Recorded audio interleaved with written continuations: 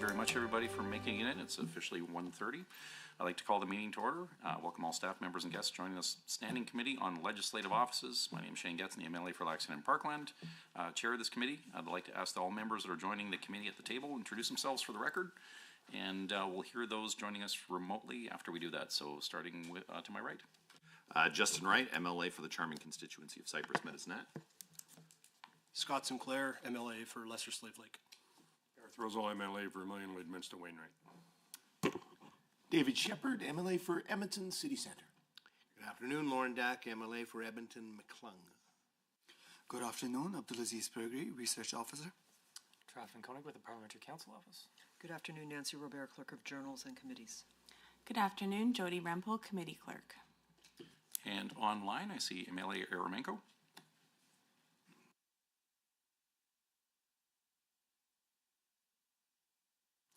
I see MLA Chapman. Amanda Chapman, Calvin Beddington. I see MLA Armstrong Hominiuk.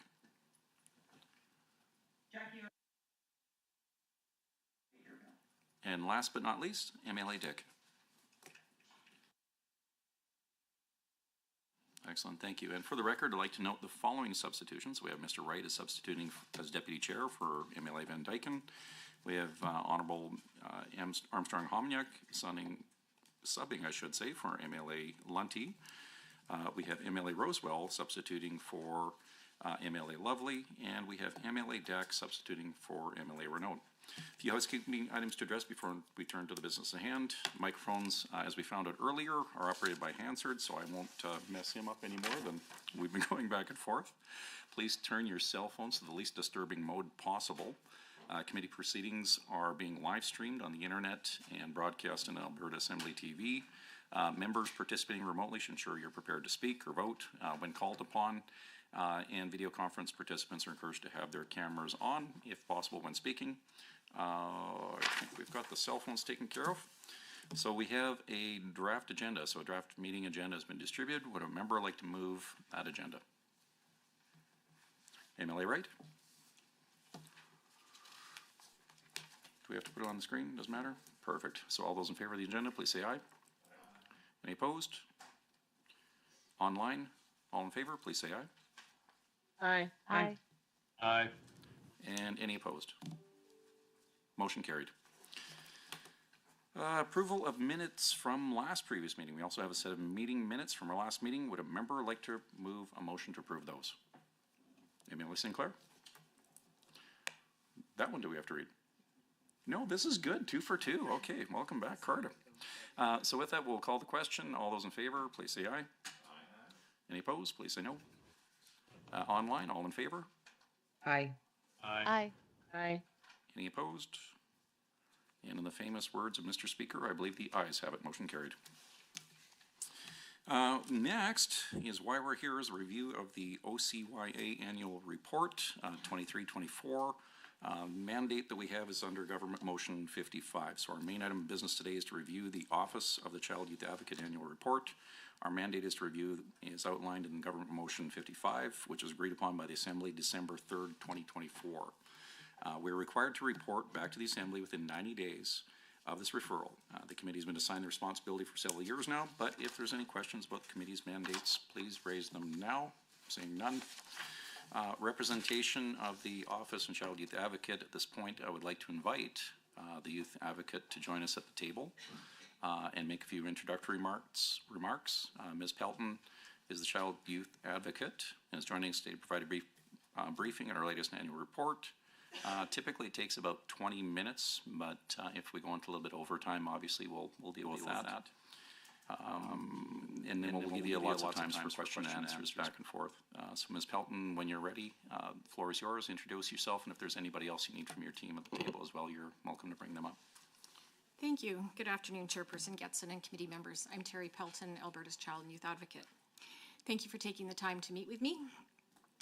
As we begin, I'd like to respectfully acknowledge that we're on Treaty 6 territory and that the work of my office extends throughout the province on the traditional territory of the many Indigenous peoples of Treaties 6, 7, and 8, and the Métis peoples of Alberta. When I last appeared before the committee on December 6th, we presented our annual report, business plan, and budget estimates. Today, I'd like to take the opportunity to speak more in depth about our strategic priorities, some of the critical issues affecting young people, and the recommendations we've made. Our 2020 to 2025 strategic plan outlines 3 priorities that help guide our work. While each is distinct, the work to achieve them is integrated throughout our office. They are aligned with our mission and vision and reflected within our staff performance plans to ensure that we are working collectively to advance them. Our first strategic priority is that we are guided by both individual and collective rights. This commitment is exemplified in our ongoing journey of reconciliation and our efforts to help Indigenous young people have their rights upheld and stay connected to their families, community, and culture. I'm proud to report that over 80% of our staff have participated in Indigenous ceremonies and land-based learning opportunities, deepening their understanding and connection to Indigenous ways of knowing and being, and strengthening our advocacy for the Indigenous young people we work with. Additionally, more than 20% of our staff are Indigenous, and their voices and perspectives remain integral in our work. Our second strategic priority is that we are a model of youth participation. Over the past several years, we've worked hard to increase the involvement of young people across our office, from participating on hiring panels, to consulting on reports, to helping shape our office policies.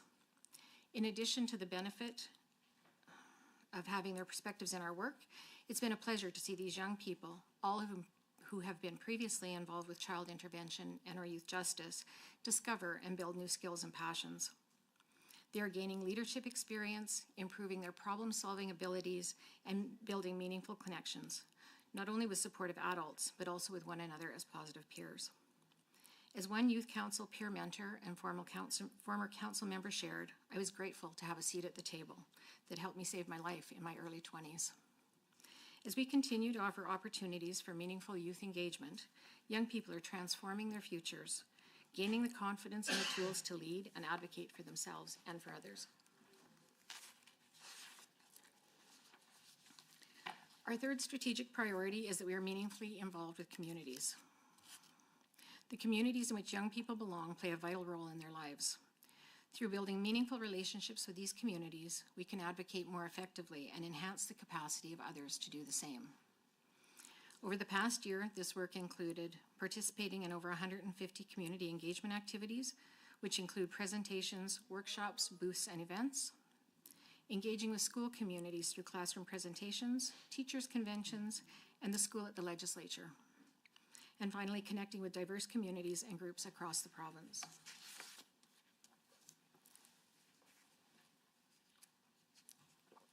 In our individual advocacy work, we help young people involved with the child intervention and our youth justice system understand and exercise their rights, so their voices are meaningfully considered in the decisions that affect them. This may include advocating for decisions about their placement, maintaining connections to significant people in their lives, and case planning that will determine what services and supports they receive. Through our investigative reviews, we identify broader systemic issues, including those related to complex needs, mental health, transitioning to adulthood, and the devastating impact of opioid and substance use. In a report, often the focus is on the numbers and statistics. However, I'd like to highlight the lived experiences of young people who've been affected by these issues. While the names and details have been changed to protect their confidentiality, these experiences reflect the real challenges and outcomes many children and youth face. Placement is often one of the most critical issues young people involved with child intervention encounter. But it's about much more than just where they live. It's about ensuring their safety, stability, and access to the care and support they need. Maura, a young child with significant disabilities, was assigned an advocate through our office after she was neglected in a licensed group care placement and hospitalized due to malnourishment. This placement, where she had lived for a year, was never meant to be long-term, and Maura had been there much longer than expected. After her recovery, her advocate remained involved, working to ensure caseworkers found her a home that could appropriately meet her needs. And I'm pleased to tell you that when Maura's advocacy file closed, she was reportedly doing well in her new foster home. Next, I want to talk about connections. being connected to family, culture, and community is vital for every young person's identity and well-being. 11-year-old Nathan, an Indigenous child, reached out to our office, seeking support to connect with his family and his First Nation. Understanding how deeply important these ties were for Nathan, his advocate worked with him to express his needs to his caseworker and connected with his band designate. Our OCYA Knowledge Keeper also met with Nathan and his advocate to share teachings about Indigenous culture and helped him by providing him with a smudge kit of his own. In addition to having more regular contact with his family, he was also supported to attend ceremonies when he was on the nation, allowing him to strengthen his cultural and familial connections. Nathan's experience highlights the power of meaningful relationships in fostering a sense of belonging and resilience for young people.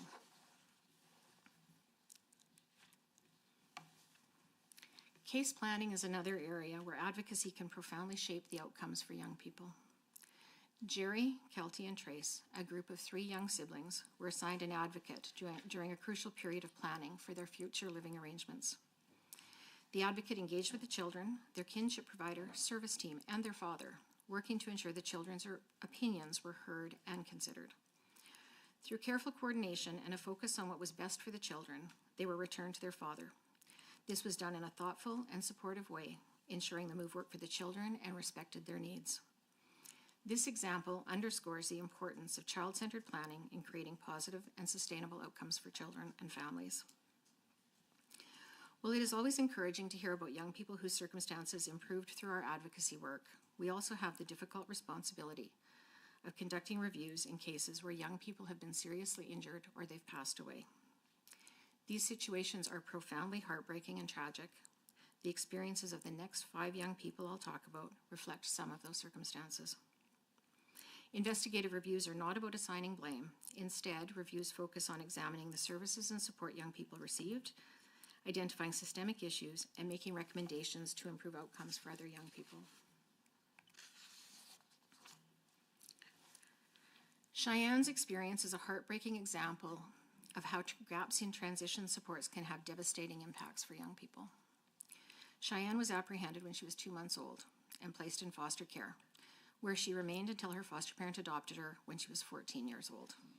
Sadly, her adoption broke down 18 months later, leading to significant instability. She began living in group homes, struggled with her mental health, and started using substances.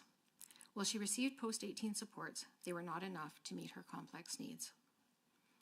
At 21 years old, an assessment indicated that Cheyenne needed substantial support to manage her daily life. Despite this, she was not connected to adult services and had disrupted connections to her family and Indigenous community. Cheyenne's post-18 supports ended on her 22nd birthday, and tragically, just 1 month later, Cheyenne passed away following an accident.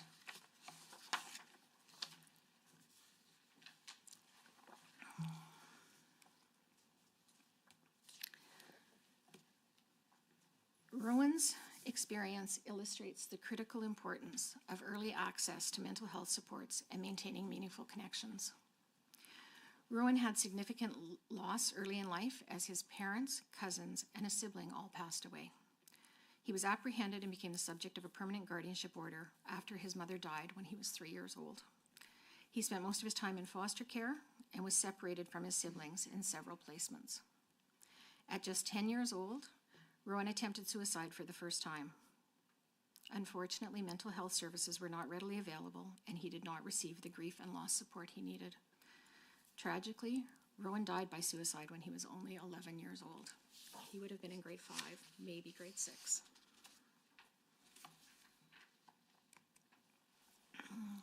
Farah's circumstance brings to light the challenges faced by young people with complex needs and the critical importance of tailored supports. Farah was a young Indigenous woman who was placed in foster care when she was 18 months old, where she remained with the same foster family for about 11 years. She was diagnosed with a learning disability in grade 5 and prescribed medication for anxiety in grade 6. At 13, Farah began using substances and engaging in high-risk behaviors, resulting in her long-term placement breaking down, followed by frequent moves. At 15, she was diagnosed with fetal alcohol spectrum disorder, and while specific supports were recommended to address her needs, they were not implemented. Farah's complex needs were not adequately considered in case planning, and adult disability services were not thoroughly explored as part of her transition to adulthood. She had periods of housing instability, and when she was 21 years old, Farah tragically passed away from a suspected drug overdose.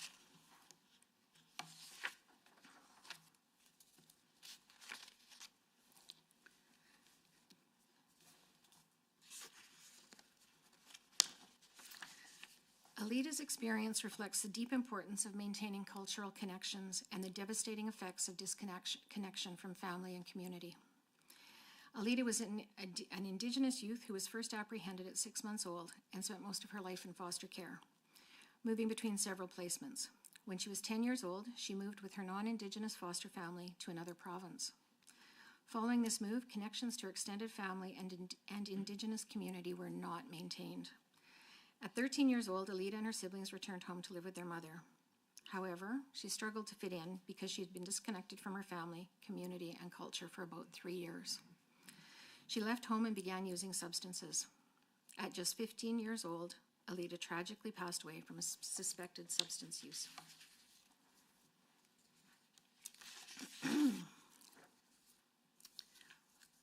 Finally, Bree's experience underscores the profound impact of early trauma and the need for continuous support for young people struggling with mental health problems and substance use.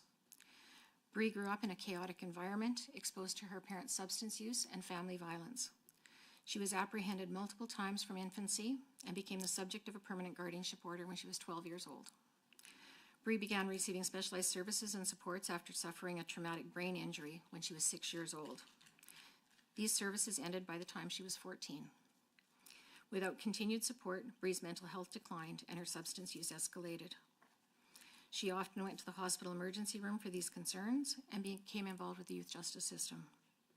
As her struggles with mental health and substance use increased, she had periods of being unhoused. Tragically, Bree passed away from fentanyl toxicity at 19, leaving behind her infant daughter.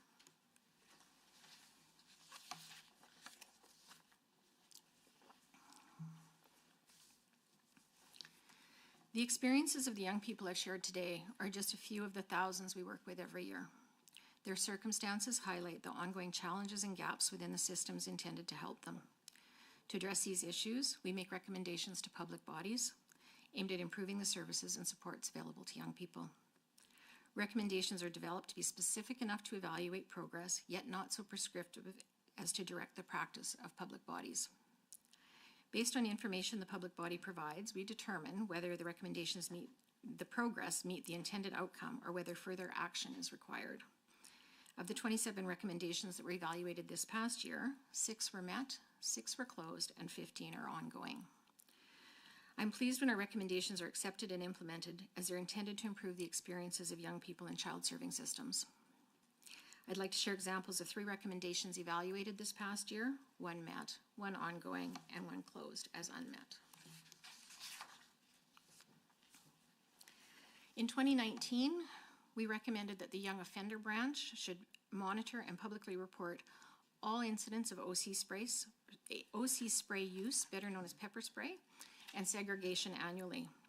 It's critically important that there is public accountability for how young people are cared for while detained in young offender centers. Strengthening the monitoring and reporting processes of OC spray and segregation, we believed, would increase accountability and enhance fair treatment of young people in custody. I'm pleased that this public reporting is now occurring, and I'd like to thank the Ministry for its work on this matter and for their commitment to the safety and well-being of young people who are in custody. An example of an ongoing recommendation comes from our special report on youth opioid use in Alberta, which was released in June of 2021. We recommended that the government develop and support the implementation of a youth-specific opioid and substance use strategy. Since then, we've seen some promising steps taken to improve services and supports to young people, including expanded youth mental health services, the virtual opioid dependency program, and the announcement of a residential youth treatment facility in Edmonton. However, an alarming number of young people are still dying from opioid and substance use. Young people have distinct needs because of their developmental stage, and this must be considered when providing them services and supports. I will continue to call on government to implement a youth-specific strategy to address this crisis so that we can hopefully reduce the number of young lives lost. Finally, I'll share an example of a recommendation that was closed as unmet. In September of 2022, we recommended that the Ministries of Health, Education, Children's Services, Community and Social Services, and Justice and Solicitor General should develop and publicly report on a coordinated action plan to address service gaps for young people with complex needs while longer-term initiatives are under development. The plan should include targeted activities and milestones that meet the immediate needs of these young people.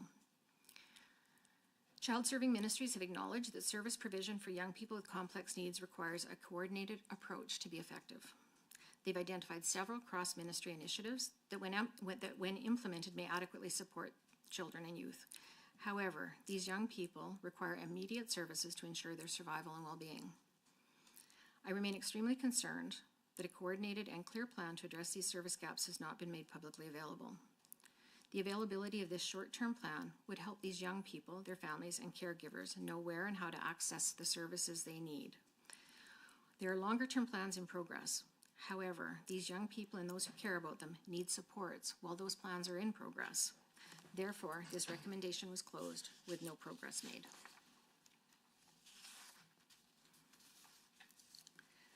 As we move forward, the critical issues affecting young people, many of which I've shared today through their lived experiences, remain at the heart of our work. In April 2024, we began a special report about the experiences of unhoused young people in Alberta. It'll take us about a year to get it done, so I expect that next January we will be talking about that report. We're also working on finalizing our new strategic plan, which will take effect on April 1st of this year. We recognize that collaboration is essential to achieving better outcomes for children and youth. While differing perspectives are inevitable, it's critical that we ensure the voices of young people, often the quietest in the room, are not only heard, but thoughtfully considered. They don't have to be the loudest voice in the room, but they have to be an equal voice. Finding solutions may not always be easy, but by keeping young people as our focus, we can work together to create meaningful and lasting change in their lives. As we close, I want to take a moment to acknowledge the incredible work of my staff. Advocacy is more than just a job, it's a purpose, and their unwavering dedication continues to make a meaningful difference in the lives of young people, families, and communities across Alberta. I feel truly fortunate to work alongside such a passionate and committed team. I'd also like to acknowledge the young people we have the privilege of working with. Despite enduring challenging circumstances, many of them are advocates in their own lives, and when we amplify their voices, we help ensure their perspectives are heard and their needs are met. Thank you for taking the time for meeting with me today. I'm now happy to answer any questions that you might have. Oh, perfect. Thank you for the presentation. It's with a heavy heart, obviously, with bringing that information forward and the work that you and your team have to do. I've said it a number of times. We really do appreciate that. And I think most members, if not all members around the table, have kids of their own. So, this rings pretty loud in our ears. What I would ask members here when we get into the questions, I'll go back and forth as much as possible as I can.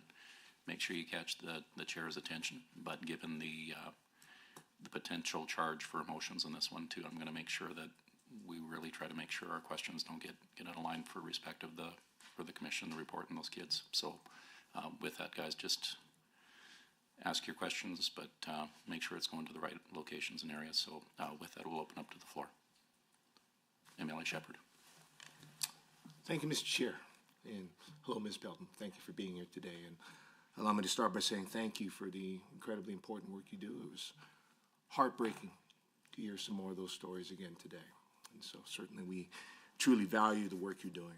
So in your report, you make a recommendation on page 31.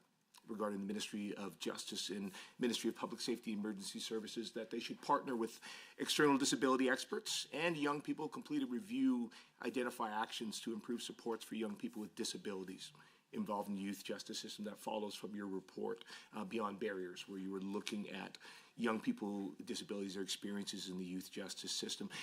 In that report, you note you heard that when these young people are not sufficiently supported at home or in a placement that can meet their needs, they're more likely to get involved with the youth justice system.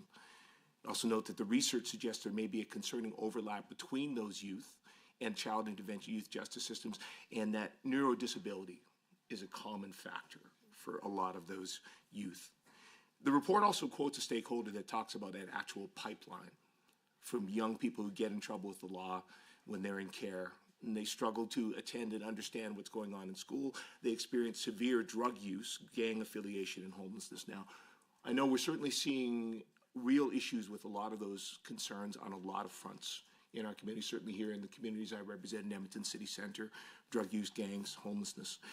I'm just wondering, how high would you rank this as a priority in terms of it being a preventative measure? So this work being done by these respective ministries, how big of a priority do you think this is in terms of it being a preventative measure to help support young people with disabilities and I guess address some of these issues in our communities? I think it's critically important. I know there's a number of priorities on everybody's plate, but if we want to start moving away from reacting and having healthier young people, these are the kinds of things that need to be in place. Emily Shepherd. Certainly. So in your view then, Ms. Pelton, what would you want to see then in terms of that from the ministry? How in depth should this go? What kind of resources do you think need to be deployed to sort of adequately investigate this and sort of provide us with some of the answers we need? It's a good question. The recommendations we make are intentionally written so that we don't tell them how to do it, that the ministry can figure out how they can best implement it. And in our current processes, we meet with the ministry representatives before the recommendation is made so that they can help us understand how we can frame it so that it's more manageable and doable. So I really need to leave that with the ministry. We haven't evaluated these recommendations yet. We wait a year because these recommendations are big and they take a long time to implement.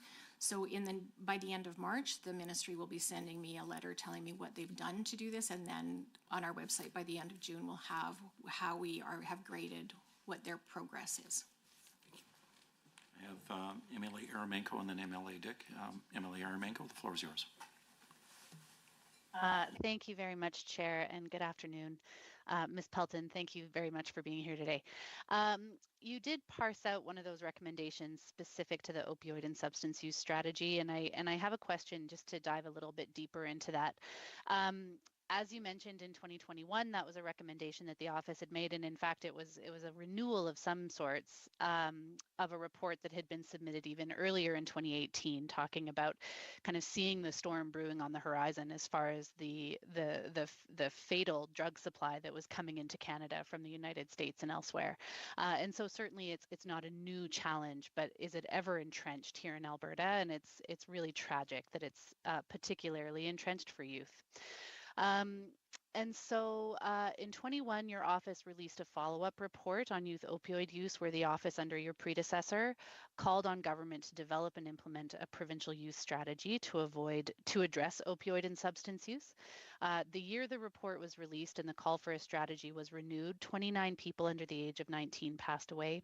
Following year, it was 31. The year after that, it was 45. That's 45 Albertans under the age of 19.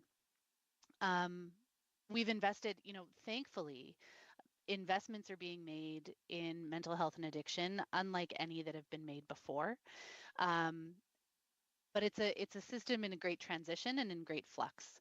And I think that the benefit of a strategy is that it helps stakeholders row in the same direction, right? We can all agree on the same set of goals, and that both government within and organizations and public on the outside of government can also be contributing to the strategy.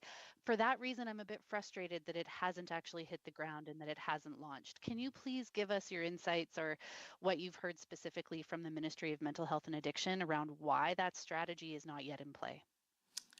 I'm not sure, which I'm going to try and set up a meeting when I get back from vacation with the minister and maybe some of the senior staff. I'm not sure.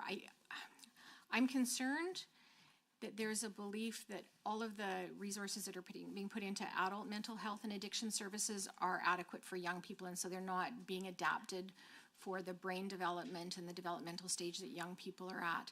So while there's some really exciting news coming forward, and I think government is putting lots of money into this area, and I see where there's concern about it, I still feel that we need a real youth-specific strategy.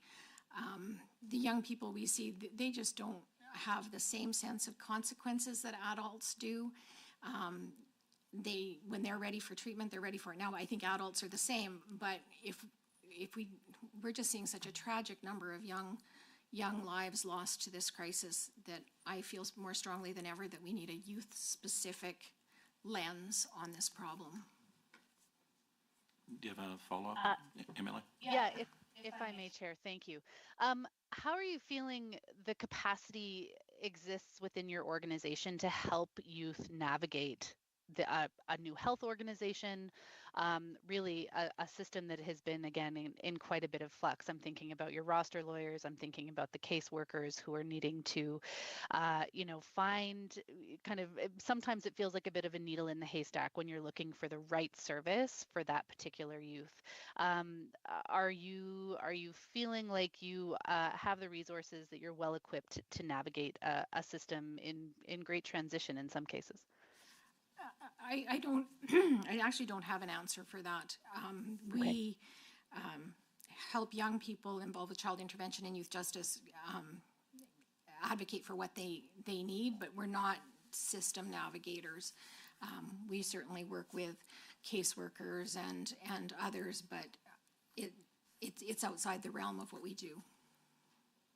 Thank you very much. On the list, I have MLA Dick, Shepherd, and Chapman. I might ask MLA Shepherd if he's okay with switching with Chapman in the order, so she can ask her first question if that works. Thank you, sir. MLA Dick, the floor is yours. Thank you so much, Chair, and thank you very much, Ms. Pelton, for coming here today.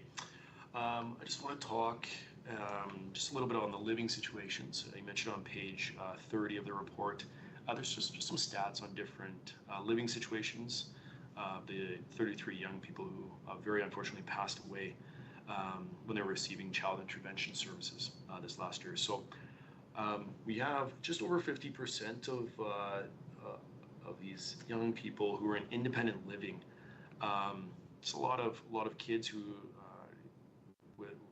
have passed away to be the largest category. So my question is, can you explain what independent living means, and why you would expect or why you see that those living in this living situation seem to be at higher risk than other areas? I'm concerned when we see over 50% in one category.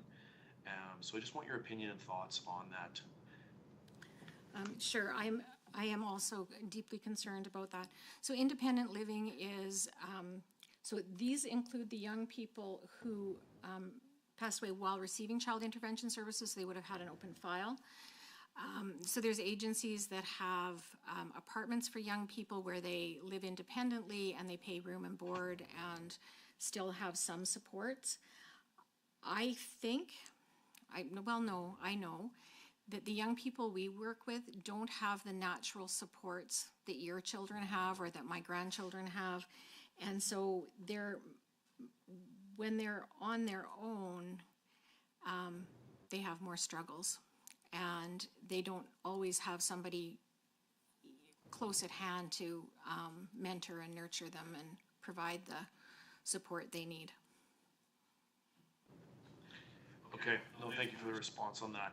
As I said, I'm concerned on that, and so I guess my second question just goes down. So the second largest category is those with parental care. I believe it was 8 children passed away in parental care. So can you expand on some of the main causes of death for those children, particularly just in response to a 17 that passed away? They didn't have any. They were fully independent, it sounds like, so they didn't have that parental care. But we still see almost half of that amount in parental care that sadly passed away. So can you expand and just give some more detail on the main causes of death for that second category?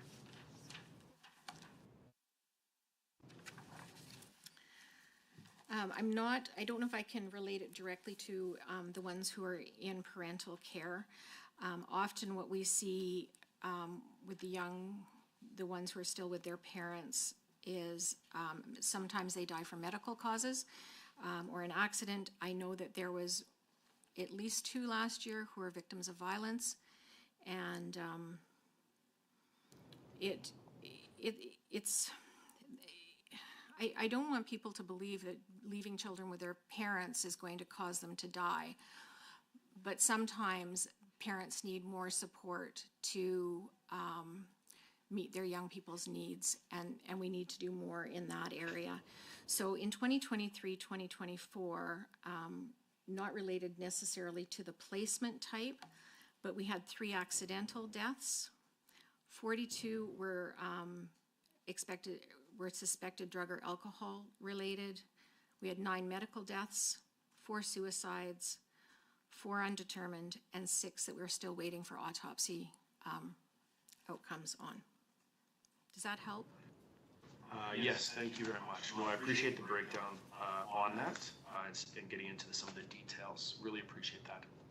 That was my follow-up question, so I'll pass it back to the chair. Excellent, thanks, Nolan, or MLA Dick. I have Chapman, Shepherd, Wright, and Dack. MLA Chapman, your floor. Thank you, Chair. Thank you, Ms. Pelton, for being here. I'm wondering if I can just touch on children with disabilities quickly, because I know that a number of the recommendations that the OCYA made were related to families with 1 or more person living with a disability.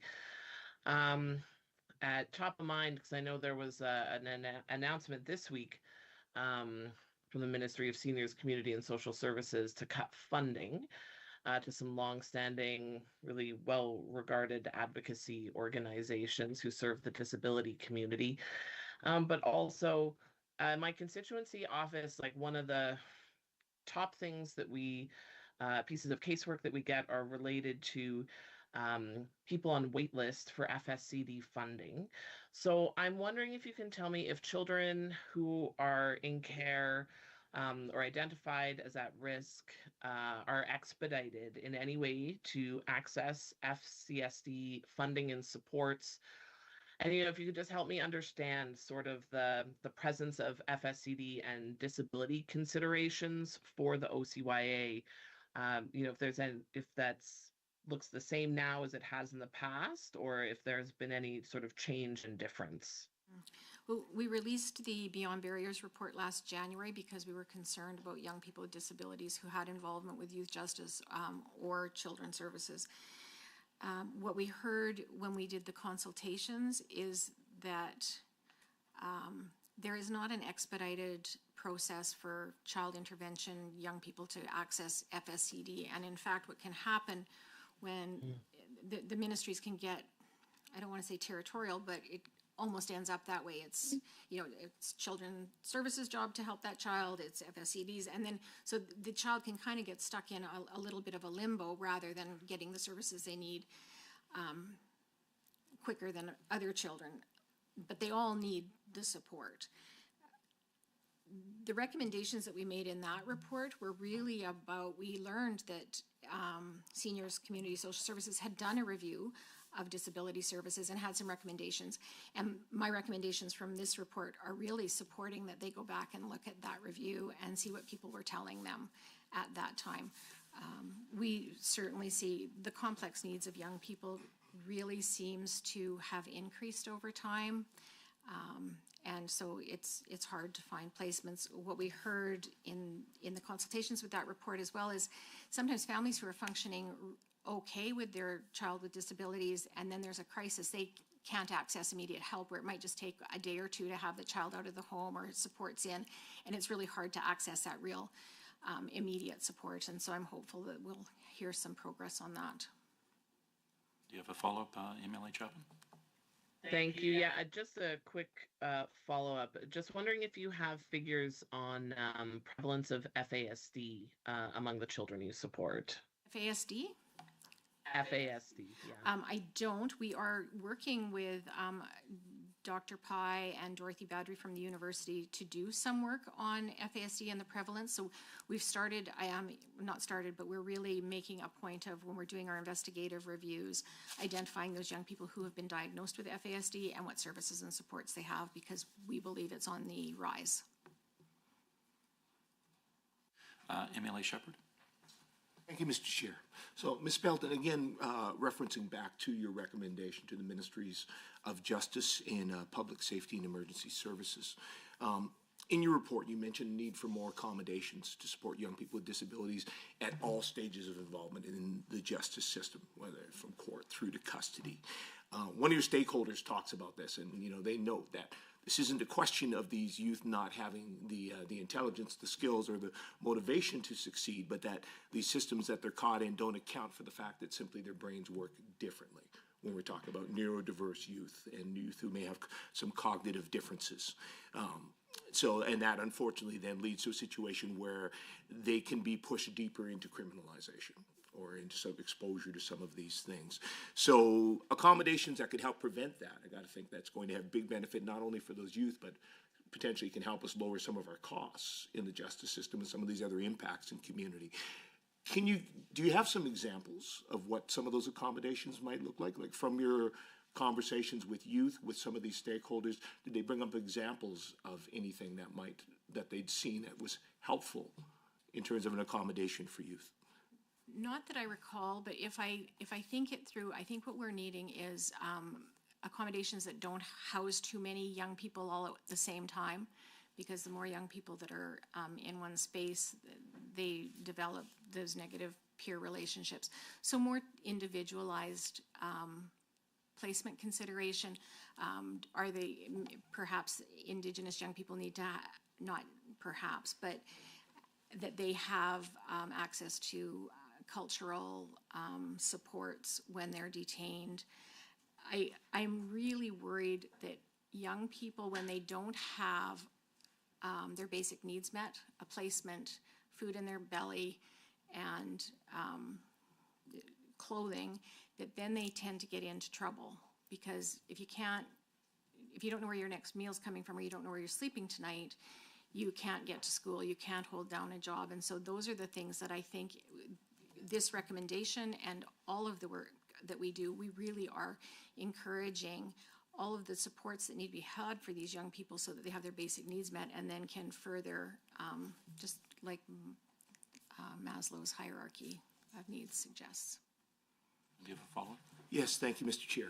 So, yeah, you mentioned there, I guess, in part, sort of where youth are housed or accommodated, or the situations they're in when they're involved in the justice system. And indeed, yeah, one of your stakeholders mentioned that. I noticed in the report, they said there used to be a unit for kids with disabilities, but now all the youth in jail are in 2 units, which is actually really dangerous. So it sounds like youth with disabilities have moved into the general population. And certainly, I know my colleague Emily Aramenko was talking about, these youth supports, and what we see now is we're going to have a youth opioid treatment facility housed at the Edmonton Young Offender Center. So potentially, youth are getting treatment during the day, but then potentially mingling with folks from the other side, right, who are there on perhaps criminal charges and things in the evenings. So this would be one of those accommodations, one of those concerns then where that's potentially problematic exposure or troubling, so an accommodation might be trying to provide more space, I guess, where those youth are given supports and not exposed to some of these other things which could lead them in a bad direction. I think so. Thank you. We have MLA Wright, Dak, Aramenko, St. Clair, Armstrong, Hominiuk, Rosewell, and Shepherd. So you guys are really getting the hang of it now. MLA Wright, you're on deck. Thank you, Chair, and through you. On page 34, under Key Performance Indicators, it shows the percentage of young people involved with your office who are aware of their rights. 95% being the targeted amount, 94% being the actual.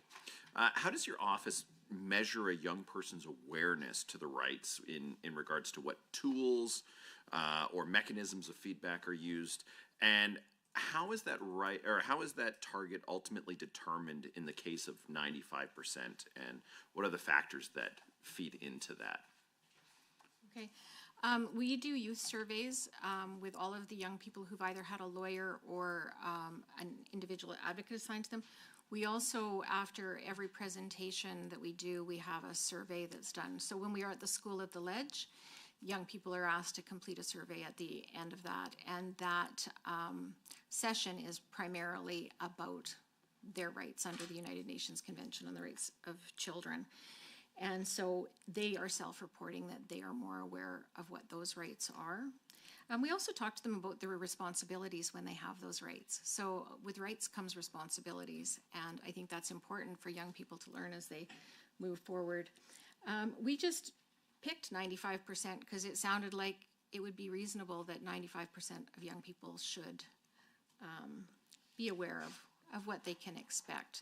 You know, we talk in advocacy a lot about, you know, they have the right to, for example, I'm trying to think, right to an education. So we might get a call that the young person wants to go to a specific school and be in a specific program, and really it's about the right to education, and is that education being provided, and what is it about that program that the young person found was important to them, so that maybe we could help them find something similar. And so it's not about, I want this so I get this, it's about what is the right that's related to that education, and how can we help support that for you. One follow-up, if I would. On page 18 of the report, it stated that approximately 65% of young people who receive legal representation under the Legal Representation for Child and Youth program were under the age of 12. This is a similar number to last year. Could you share with the committee and those who may be watching the proceedings with more information on that program and how it works, but also provide some information as to why a majority of these accessing the services are so young compared to those over the age of 12? Sure, I'm happy to do that. I actually started in the program in its infancy. So the LRCY program is for young people who have applications before the court related to the Child, Youth, Family Enhancement Act or the Protection of Sexually Exploited Children Act specifically. The job of the lawyer is to represent, take instruction from their client unless the child isn't able to provide instruction. And children as young as 6 can say what they want the judge to hear about. For the really younger, for the much younger ones who can't say what they want, then lawyers take rights and entitlements perspective. So they look at what are all of the rights this young person is entitled to, what are their entitlements, who are the important people in their lives, how, and then present that to the court. The reason there's such a high number of younger children is we always appoint when there's a permanent guardianship order application before the court. So the younger ones are more likely to be subject of a permanent guardianship application.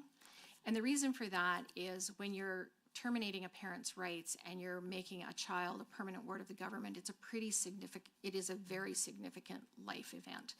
And children should have lawyers for that. The lawyer helps them understand what the court order means, helps their voice be heard by the judge. And so that's why that number is so high, is that permanent guardianship order applications. We also, it's interesting because we also always appoint when young people are secured or confined in secure services facilities because their freedoms are taken away. And those are generally the older children. But the temporary guardianship order applications, if the family is consenting, we may not appoint a lawyer for the child, but if it's a contested application, we make sure that the child has a lawyer. MLA Dack. Thank you very much, Mr. Chair, and thank you very much, Ms. Pelton, for your dedication to youth and care in this province. Your reports really reveal a very genuine sense of compassion for the youth that you serve, and that we all are here to do what we can to improve services for them.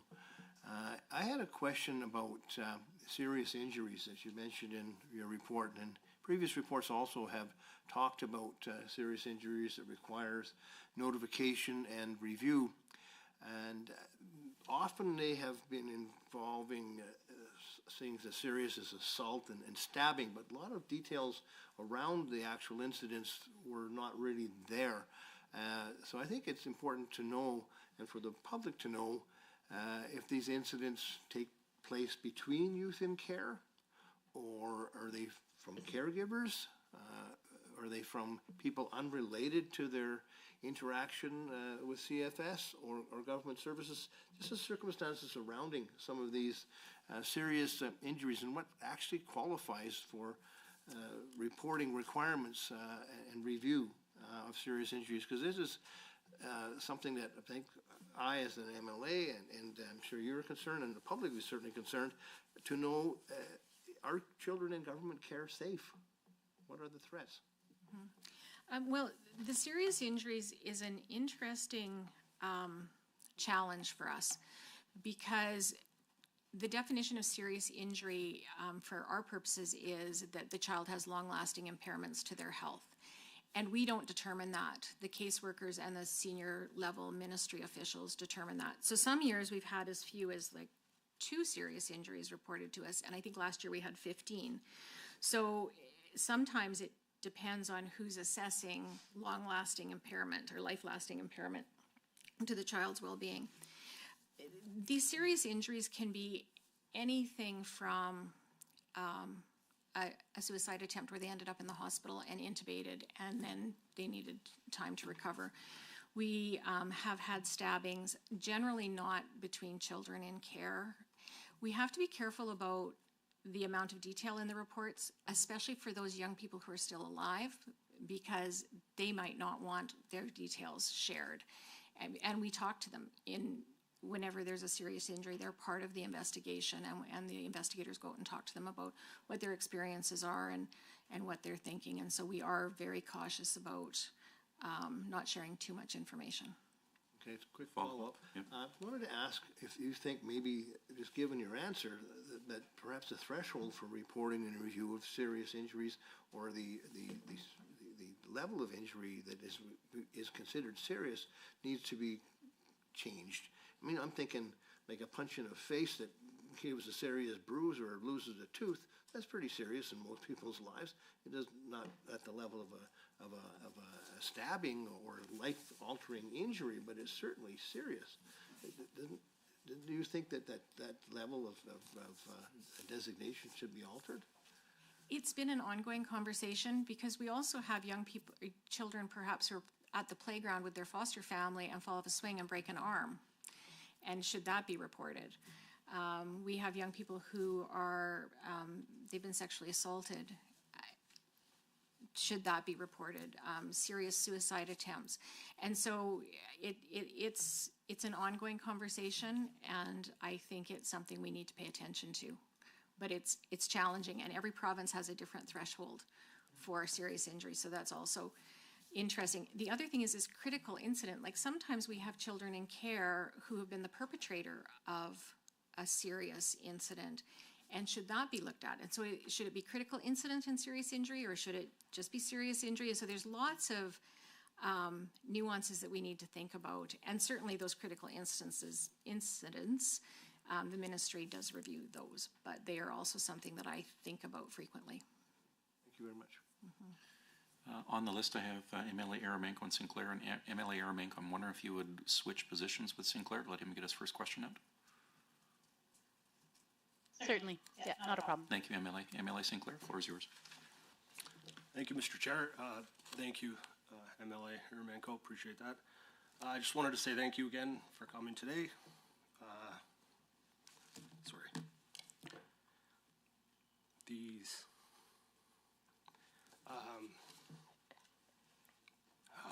I'm sorry. You go through these individual stories about the kids, and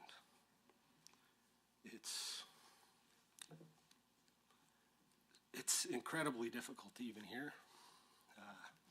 So working in that environment every day is, I get to do a bunch of stuff in this position, but typically I don't see this every single day, although I do experience some version of challenges in the Indigenous world quite frequently. But hearing about kids that we know is real is there isn't even a word for it. Saddening doesn't do any justice. Thank you for the work you guys do. I know last time we were here, I repeated the question from the year before, but it wasn't, just so you know, not intended in any way critical of your position, just to make light of how important lived experience is, in my opinion, and not just in this field, but in so many others, because the root causes of a lot of this is 10 things probably, or 20, not simple, but I just wanted to ask a question that it's a little bit of a hypothetical, I think, and I'm going to try and stay on scope here, Mr. Chair, so just bear with me, but we do see a real serious movement with the federal government and our government working with First Nations to bring their children home, and I believe this is something that Indigenous people have been asking for, and I appreciate every chance that we have to positively make headway in these situations. I was just curious, I'm always, when I speak to people who aren't Indigenous, trying to make sure they understand the vast differences of individual communities, and just making sure that, to me, there is no umbrella answer for this stuff. So working with First Nations communities directly, I think is just an incredibly important thing that our government, federal government, and everyone has to do. But given the direction that we're seeing this go and your position in government, I was just wondering if you could speak a little bit, and I know it's an ongoing process, so I don't want to put you in a position, but just maybe what you view your role is going to be playing in some of the transition, and what that might look like going forward, if that's possible. I do have, for as much excitement as I have about the sovereign, the idea of this whole thing being put back into the communities to take care of their own kids, I do have a lot of concerns about the complexities of that transition, and I was just wondering if you could maybe speak to both myself and maybe the committee on what your own opinion of that transition and your experience might look like, if that's okay. Thank you. Sure. Well, first of all, I appreciated your question about our number of our Indigenous staff, because I believe that when Indigenous young people can see a role model who's Indigenous and they can see themselves in a service provider, it is more meaningful for them than anything else. And so I appreciate that question and absolutely believe that it's critically important. We're trying to bring on more Indigenous lawyers, and it's very important. The federal legislation, I'm not sure what my role will look like. What I have done and what I will continue to do is offer each nation, I'm happy to have me or my staff talk with them about what we've learned doing 35 years of advocacy. I appreciate that I will never tell them what to do. I'm hopeful that they ask me, and if they do, what it is that we can do to support their move as they take on bringing their children home. We certainly have some connections. It's slow, but I think the resourcing needs to be more defined from the federal government. And until nations have the resources they need to proceed, it's going to be slow. And so every opportunity I have to be at conferences or in nations to talk about what we do and how we do it and why it's important, I'm happy to do that. I've heard from a number of leaders that they will be writing advocacy into their legislation as it proceeds, and so it's certainly seen that child's voice is important in decisions. I think it's going to take longer than we thought it would, but I think by taking the time, hopefully it'll be more successful, and that it will be positive. And I really believe that it has the potential to just be fantastic. But we need to take the time and provide the services, supports, resources. Emily Sinclair, do you have a follow-up? No, just thank you for the answer. I understand it's not, we're talking about a hypothetical, and I appreciate your insight. Thank you. Thank you. Emily Aramenko, floor is yours.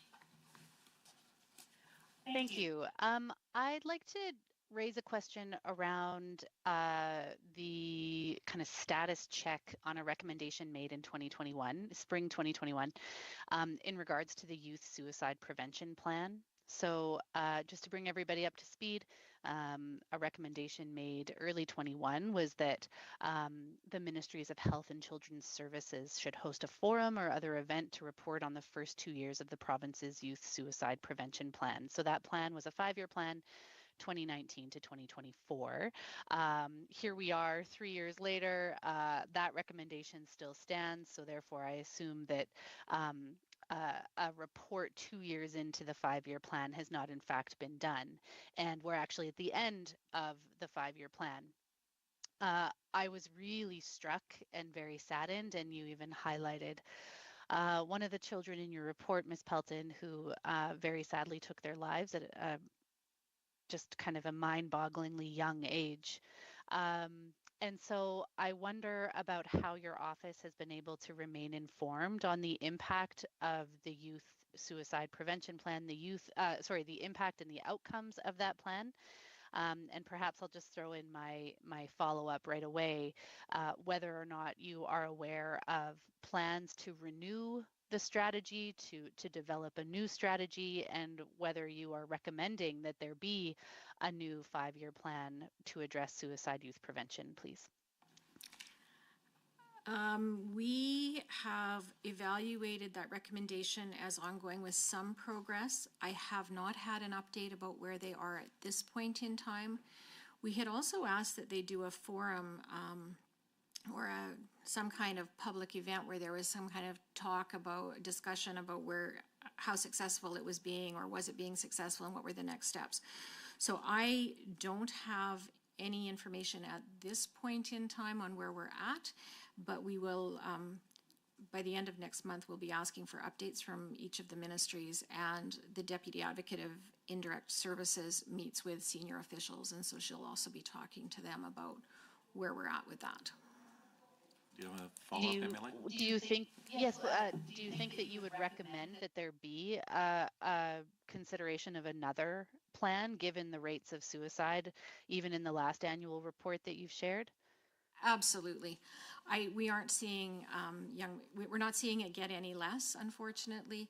And I personally, knowing that an 11-year-old took his own life is enough to, I have tears every day in this job. And so by the time I'm able to talk about these young people, I've already had the cry.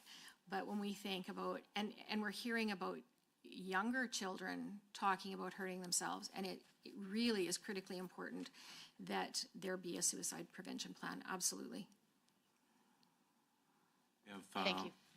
Armstrong, Hominiuk, Rosewell, Shepherd, Dick, and Wright. Hello. Thank you for the chair, through you to the panel. Thank you for the good work you do and your staff do. Working with vulnerable children is of most importance. And I was deeply saddened to read that the 83 notifications of death and serious injury your office received in 2022-2023, that 53 children and young people were identified as having Indigenous status, representing 64% of those who were injured or died this past year. The overrepresentation of Indigenous people in such tragic situations is of great concern for us. I note that the previous year, there were 67 young people, or 76%. Can your office expand on the factors for this overrepresentation? And can you expand on some of the factors that have led to a decrease in injuries and deaths amongst this demographic? Sure, I can do my best. So our work is really dependent on what is coming through the doors with child intervention. And so if child intervention services is serving more Indigenous young people, then our numbers tend to go up. Now, I think this past year their numbers were about 76 and ours were 64.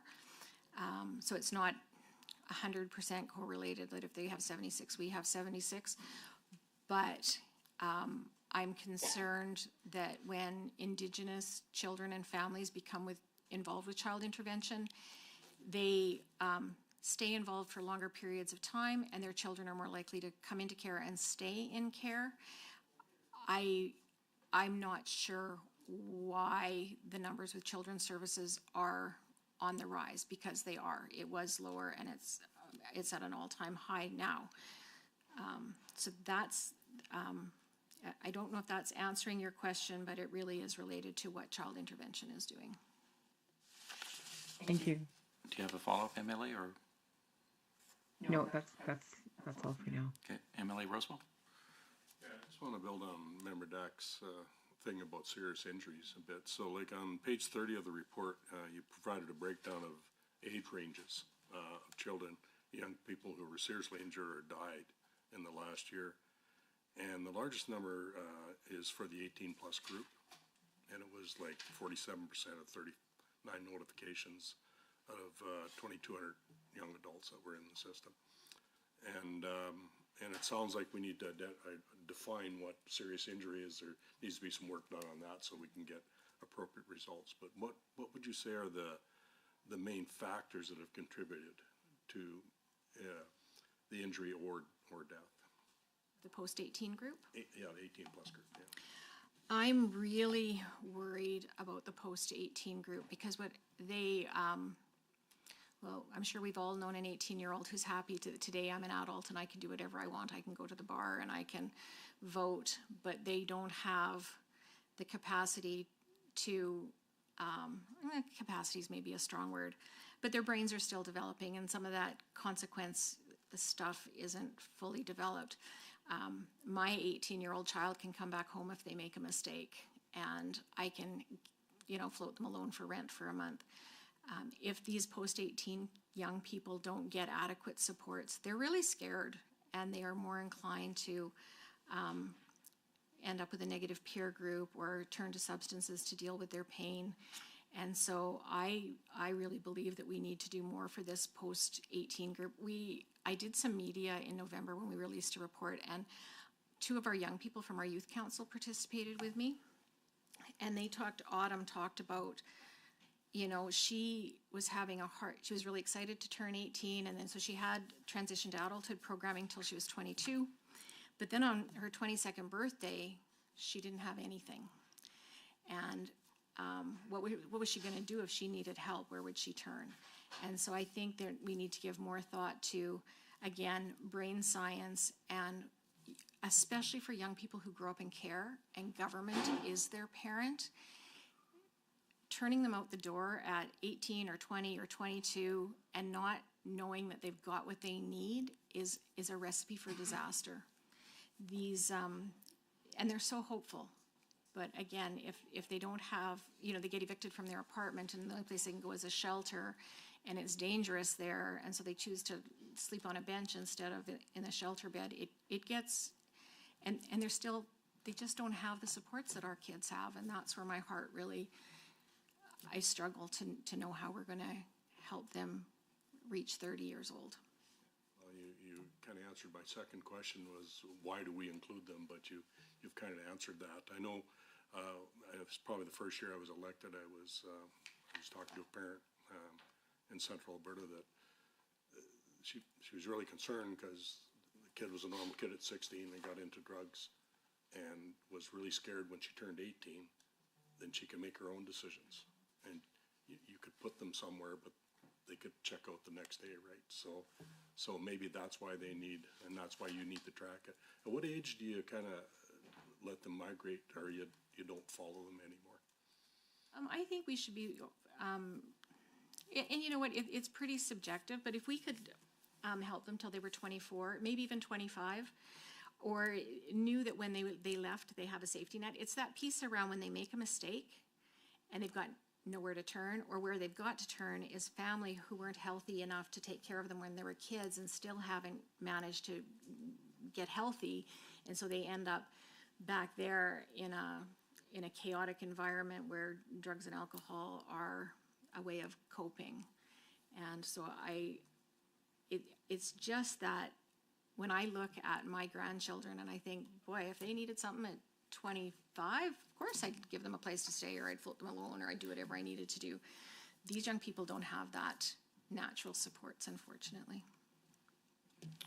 The next member I have is MLA Dick, then followed by Wright.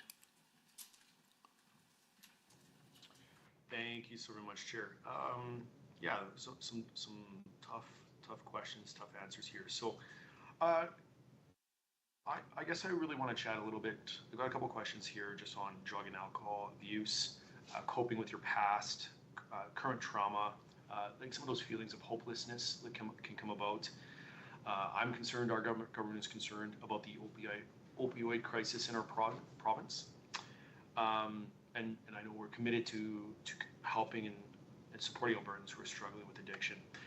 And I also read that you were also concerned over similar things. And so we've done some investment into the virtual opioid dependency program at the provincial campus-based care facilities.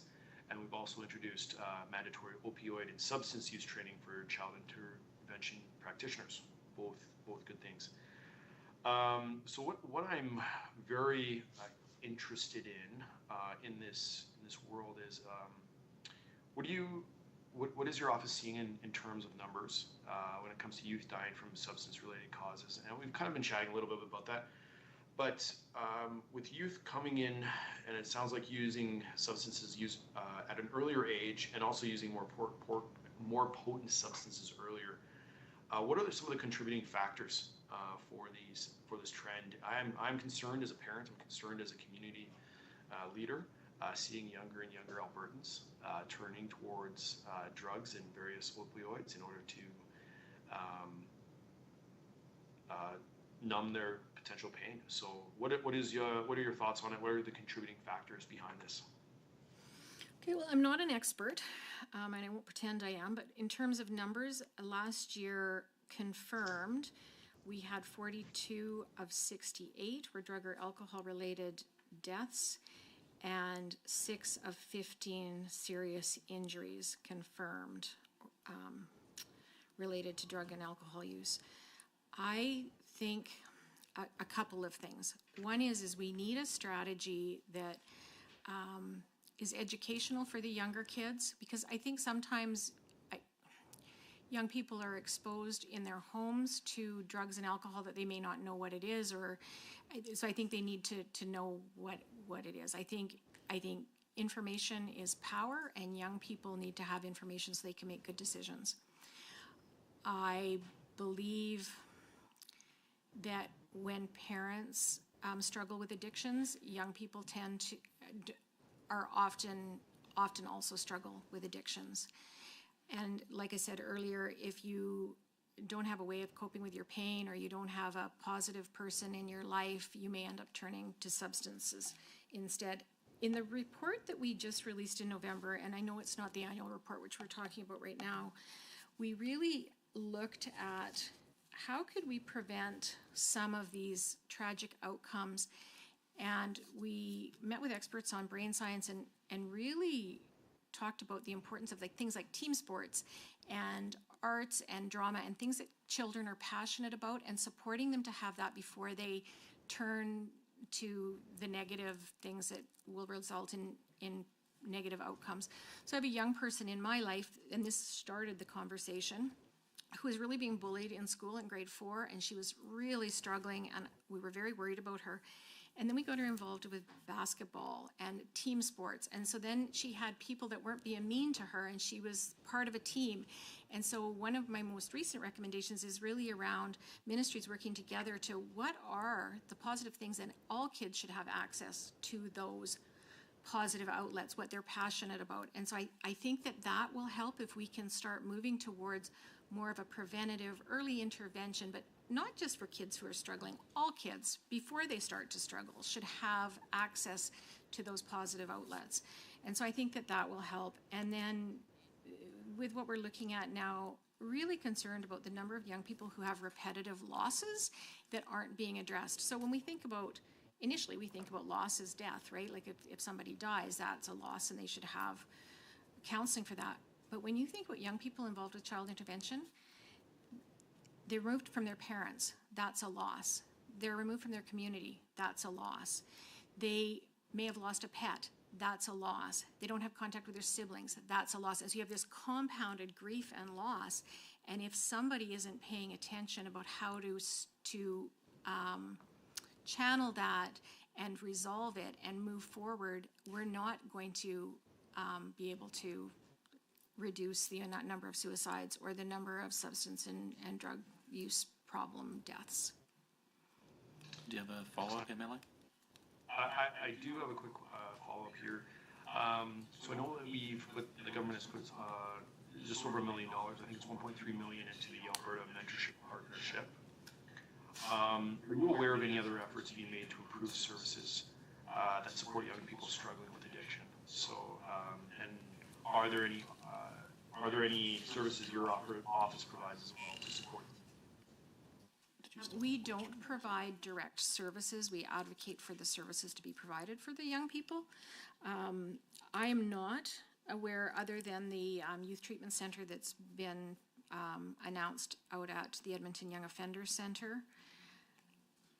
But in the conversations with the ministries that we've had since November, they all agree, like there's no disagreement amongst the ministries that it would be good to put money or resources and coordinate. So it might not even cost any more money, because if Children's Services has an initiative and Addictions Mental Health has an initiative, and they don't know that each other has it, there should be a coordinated approach.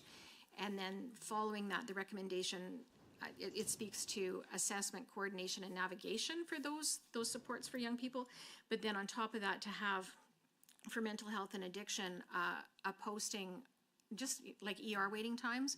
We'd like to see a website that has a list of all of the services and supports that are available for mental health and addiction across the province, and what the wait times are for that, so that if I'm in Grand Prairie, I know what's available in my community and how long the wait list is. And I'm hopeful that will be implemented, because I think it has the potential to make a huge change.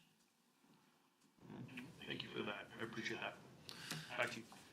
So thank you, members. I don't see any more on the list, so we'll do that last call for that.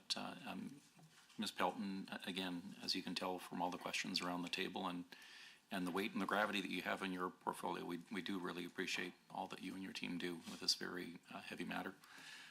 We're going to move to the next part of the meeting after this, and we'll get back into the actions that we need to do. You and your team are more than welcome to stay if you wish, but if you need to be somewhere else, then we completely understand that too. Thank you. We are going to head back to the office, but we really appreciate your time. And if there's questions that come up after, I'm always happy to respond or see if we can get the answer to a question. So by all means, Jody knows how to find me. We'll track you down if we need to. So really appreciate it. And once again, thank you. Thank you. So with that, members, obviously pretty heavy discussion. Now we're at the part of the meeting of we've heard it. What would we like to do with it? So at this point, I'll put it open to the floor for any discussions or thoughts. I know there were a couple motions that potentially tabled. Emily Wright? Yeah. Thank you, Mr. Chair. I've got a couple comments and a motion I'd like to bring forward as well. To continue with the review of this annual report, I think it would be incredibly beneficial to hear from departments such as Children and Family Services, Seniors, Community and Social Services, and Justice, so they can show how they're responding to the recommendations discussed today. So with that, I would move that the Standing Committee of Legislative Offices invite officials from the Ministries of Children and Family Services, Seniors, Community and Social Services, and Justice to provide each an oral report to the committee's next meeting on the ministry's response to the recommendations in the 2023 and 2024 annual report of the Child and Youth Advocate. And the clerks have put something on the screen. Emily, if you can take a quick gander, make sure that's correct.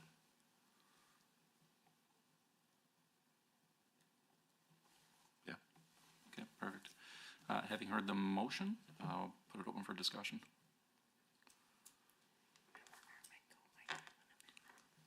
Emily Aramenko caught you on the screen. Not sure if you were wanting to discuss the motion.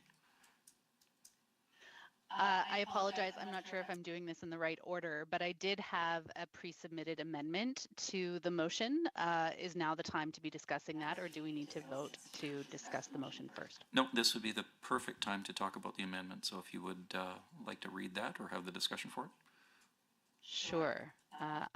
Please just give me one moment while I actually pull it up.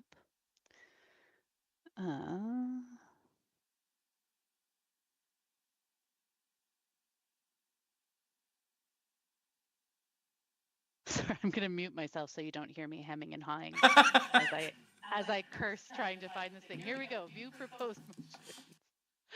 My apologies. Okay, so what I had proposed, please, is your consideration. It looks different than it was this morning. My apologies, folks. Submissions, perhaps? We're seeing here on the screen, MLA, is that the motion be amended by adding mental health and addiction immediately after seniors, community, and social services. Is that what your intent was? Thank you very much. Yes, it looks like what I'm seeing on my side of the portal is slightly different, and I didn't appreciate you had it there on the screen. Yes, please, I would like to add the Ministry of Mental Health and Addiction to the list of other ministries provided here in terms of the opportunity to get some further insights from their piece of the work, please. Okay, so with that, I'll open up for discussion. MLA Shepherd. Thank you, Mr. Chair. I'd like to support this amendment from my colleague, Ms. Aramenko. You know, I think we just heard from the Child Youth Advocate.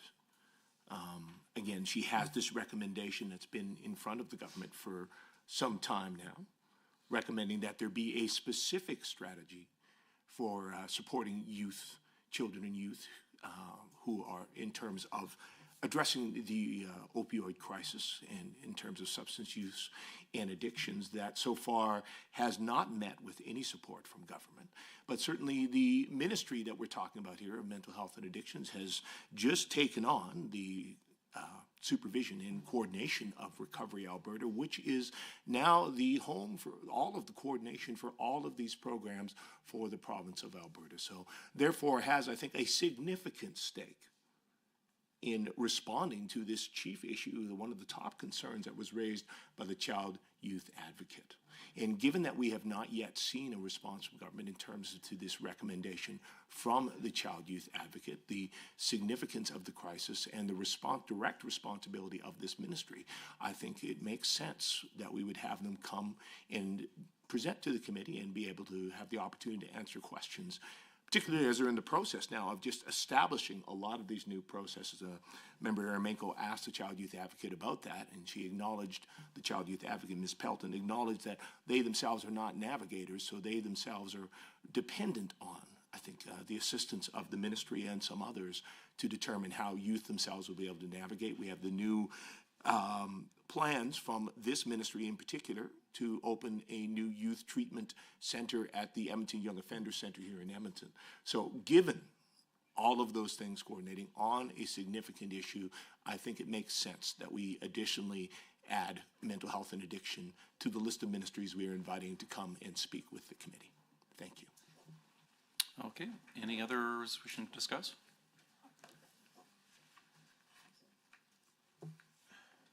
Sure, MLA Wright. Mr. Chair, I struggle with this one a bit, as all the new recommendations that were brought forward in the 2023-2024 recommendations are already with the original ministries that they were advised to go to. So I feel by adding mental health and addiction, this may convolute the process to where we're trying to get the recommendations to in the right buckets and with the right ministries doing the right thing. So I don't believe that this is necessarily the right suggestion at this time. Most of the mental health and addiction related recommendations would be encapsulated under health, and they have already been making progress on some of these steps. So I don't think that is the appropriate call at this point in time. MLA Shepherd, I saw your hand there. Yes, and then thank you, MLA Mr. Chair. And to respond to Mr. Wright, I would note that the Ministry of Health is also not on this list. So if they have the primary responsibility for addressing these things, and that's where most of the work to respond to this recommendation from the Child Youth Advocate is, then they should be on this list. But let's be clear, the Ministry of Health is no longer directly responsible for mental health and addictions. That is directly under Recovery Alberta, which is under the aegis of mental health and addictions, which is right there in the name. So I would suggest, Mr. Wright, I think it would be, they are the appropriate ones to address this. And I would suggest that if we, it's not going to convolute anything. It's just an opportunity for us to get some additional information alongside the other ministries. I think more information is better for us to be able to properly, I guess, understand the landscape and how we can best see these recommendations implemented. I have a few hands going up here. I saw MLA Dack, but I think that you waved off for Shepherd, if I'm not mistaken. Wright wanted to respond, and then so did the mover of the motion, so MLA Armenko. Did you want Wright to reply?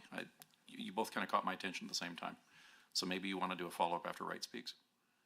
Yeah, I think that's the right approach. Thanks, Chair. And Dack, MLA Dack, just to confirm you're waved off? Okay, perfect.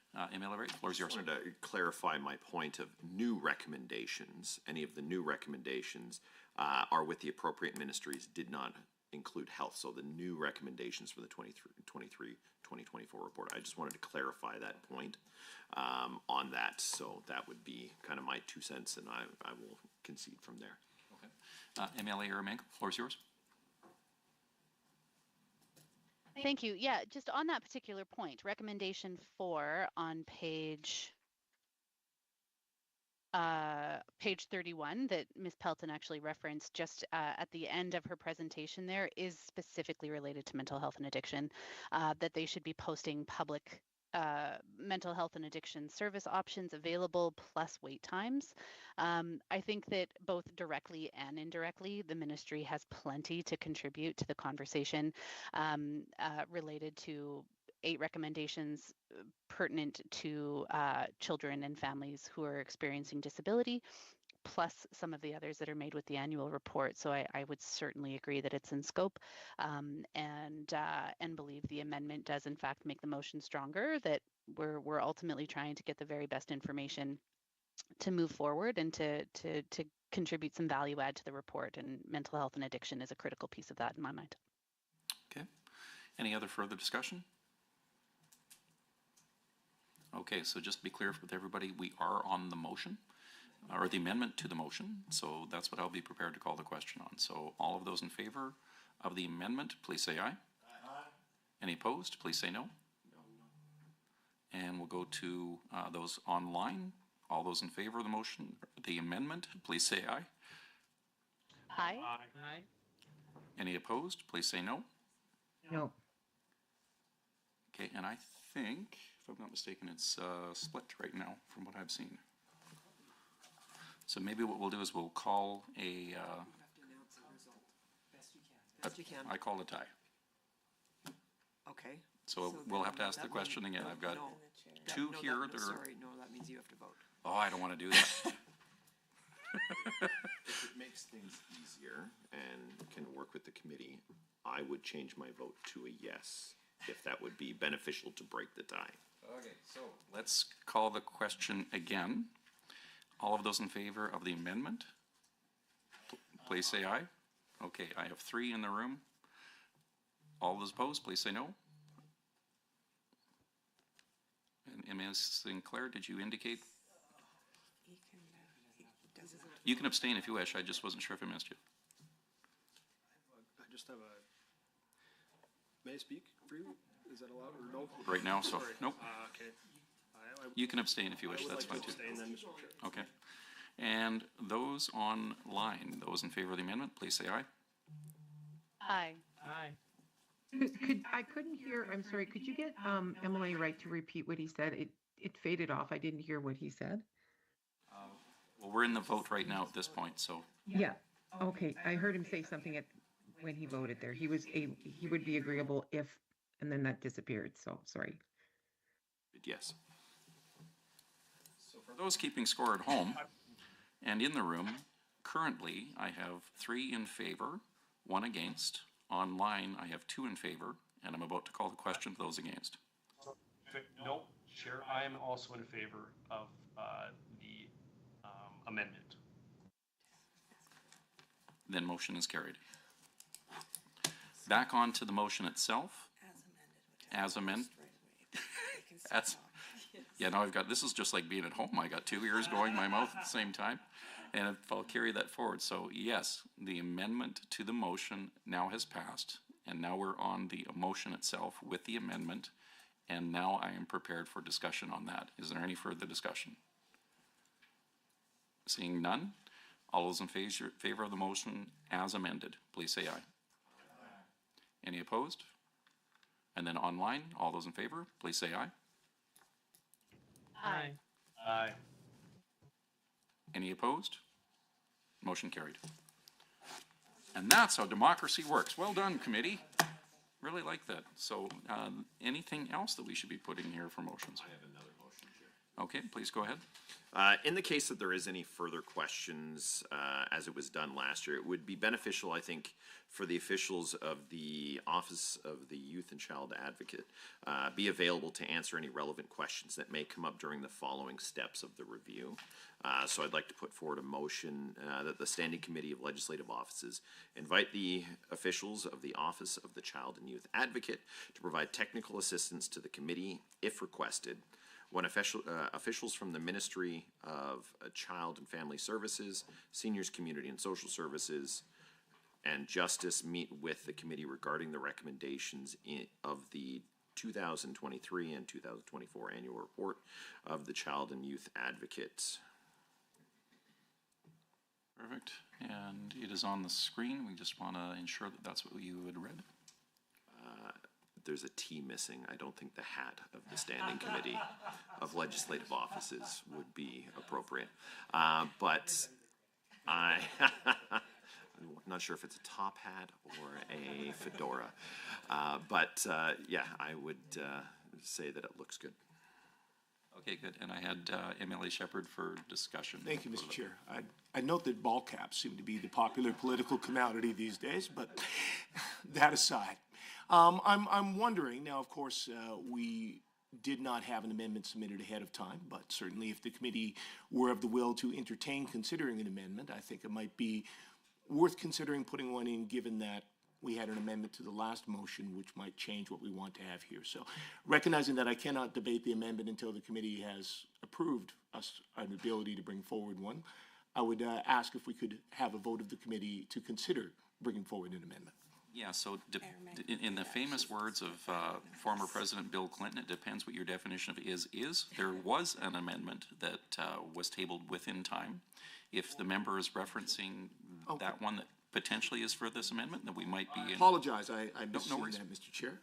No worries. By all means then, if I believe that is the amendment that I'm thinking of, yes, by all means then, I would suggest we move that amendment. If I'm able to do so, I will, or if Ms. Aramenko would need to do so, I'm happy to cede the floor to her. And I would leave that for you to discuss, always as a gentleman, ladies first. So MLA Aramenko, would you wish to move the amendment that was tabled at the appropriate time to the chair? Or would you prefer to have MLA Shepherd move it in the room?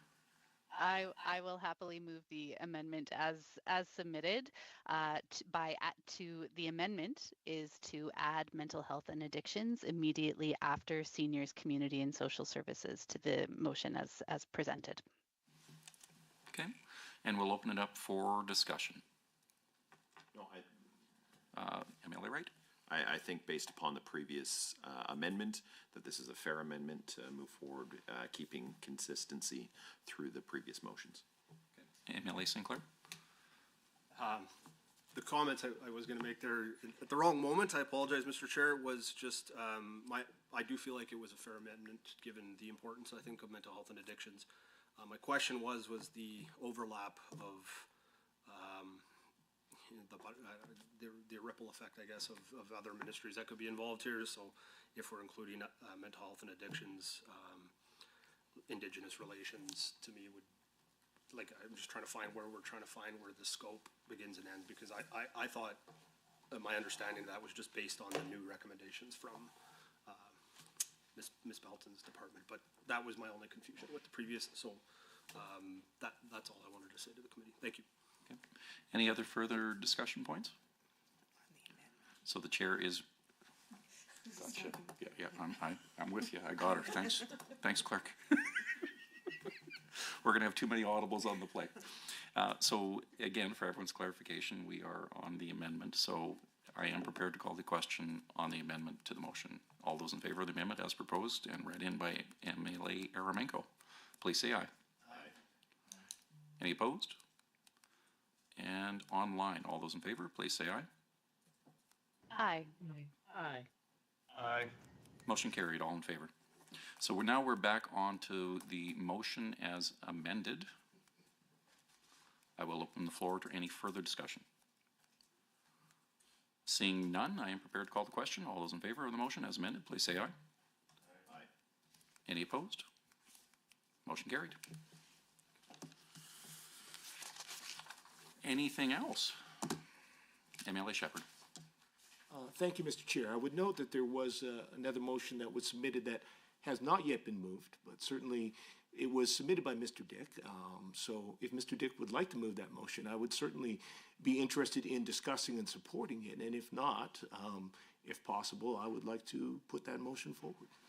So the subtle nuance on this, and I appreciate that that explanation, MLA Shepherd, and the congeniality in which it was moved in the spirit of it. If there wasn't a motion that was submitted in time, then we have a little bit of housekeeping to do. We would have to refer back to Standing Order 52.041, and we would have to have that agreed on by the whole committee. So if that is, yeah, MLA If I may Shepherd. clarify, Mr. Chair, the motion was in fact submitted, that being the motion to invite officials from the Ministry of Public Safety and Emergency Services to provide a written submission.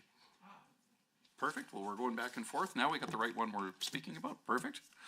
So with that, MLA Dick, if you would like to speak to or propose your motion. Yeah, great. Thank you, Chair. I'm absolutely happy to do so. They're a great ministry. They've done good work. So I would love to do that. So to read into the record, that the Standing Committee on Legislative Offices invite officials from the Ministry of Public Safety and Emergency Services to provide a written submission no later than February 3rd, 2025 on the Ministry's response to the recommendations in the 2023-2024 Annual Report of the Child and Youth Advocate. Perfect. Appreciate that, Mr. Dick, and we'll open it up for discussion. MLA Shepherd. Thank you, Mr. Chair. I appreciate the opportunity to speak to it, and I'd like to thank Member Dick for putting forward this particular motion. In my role as Shadow Minister of Public Safety and Emergency Services, I'm certainly interested in hearing from them on this, and particularly given the discussion we had with the Child Youth Advocate about her recommendation regarding the having that work done by that particular ministry to look into what accommodations should be put in place for youth with disabilities in order to ensure that they are having the most positive experience possible in moving through the justice system, that is not in fact causing further harm or creating deeper cycles of criminalization, and indeed the opportunities that might be there for prevention, which could be of great benefit to our communities and certainly not only benefit these youth, also save us costs in the criminal justice system. So yeah, I welcome the opportunity to have that written submission. To be honest, as I considered it further, it might have been great actually to have them come in person, but I missed my window and opportunity to put forward an amendment in that regard. So I will instead put my support behind Mr. Dick's motion for a written submission. Thank you. Excellent, thank you. Any other further discussion? Seeing none, prepared to call the question on the motion. All those in favor, please say aye. Any opposed? None. Online, all those in favor, please say aye. Aye. Aye. Any opposed? None. Motion carried unanimously. I almost want to take a standing vote on that. This is working good, you guys. Well done. Any other items that the members would like to bring forward this time? Seeing none, I will move on to other business. Any other business items under discussion? Seeing none, next meeting date. We'll be looking for early February. We'll send out a straw poll to everybody to try to line up our calendars on that. And the next part is probably everyone's favorite part of the meetings. It would be the adjournment. But just before we move to that phase, I want to thank all of the members for your very thoughtful questions today. The tone and the demeanor of which you carried yourselves is exemplary. So thank you so much. This is a very heavy subject to deal with, and again, really appreciate it from the bottom of my heart as the chair. Well done, members. Very proud of all of you. With that, is there anyone who would be looking to make a motion to adjourn? MLA Sinclair. All those in favor, please say aye. Aye. Online in favor, please say aye. Aye. Aye. Aye. And one abstaining. That's great. So motion carried. We're out of here. Thank you very much.